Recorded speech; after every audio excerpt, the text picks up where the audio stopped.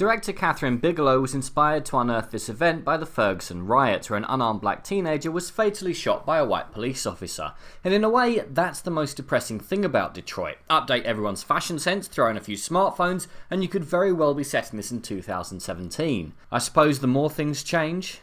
Now, for the 12 people who actually watched The Hurt Locker, for which Bigelow won the award for Best Director, and as of 2017, The Hurt Locker is still the sole film by a female director to win that award, you're going to find a very similar shooting style. Because, using a style she first adopted with The Hurt Locker, Bigelow deployed 3 or 4 cameras at a time, keeping them in constant motion around the actors. Bigelow preferred to light the entire set to give the performers more flexibility to move around. She didn't block a scene for the camera by plotting out a series of close-ups and wide shots, instead filming everything in a few takes to keep the emotions as raw as possible. After 2 or 3 takes I have it, she claims. Or, if you're having trouble with that, try imagining a Jason Bourne film made by your history teacher. Essentially, we are given a limited understanding of the situation and then dropped in the middle of things and left to get on with it. Characters don't monologue about their past or have little phrases about them appear on screen the first time they turn up, meaning that at times it can be a little disconcerting trying to work out who everyone is and how they've come to be here, and empathising with them can be difficult to start with, although towards the end, if you're not screaming with silent rage at the screen, then I don't know what to say.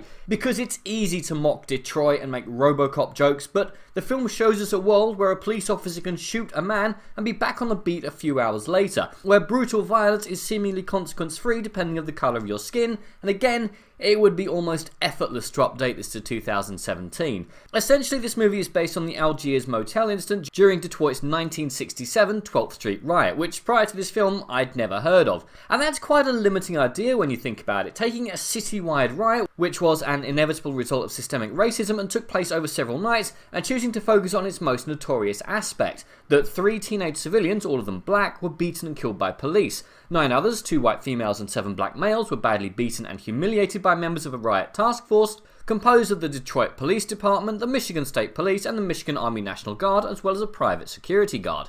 Now that is still a lot to work with, and Bigelow does a good job of getting all the characters in one place and then forcing us to watch as the ensuing brutal events emerge almost inevitably, as no one seems willing or able to stop a train that left the station long ago. Now, I'm not normally a fan of the Jason Bourne style of shooting a film, but here it seems a perfect fit. It's gritty and raw, making it seem like no character is safe, or if they do escape, that the events of that night will stay with them forever. Detroit can seem a little dry at times, and spending 10 minutes fleshing out the characters before the film gets going proper would have helped the emotional gut punch that happens throughout the second act. It does nothing wrong, but it could have done more things right.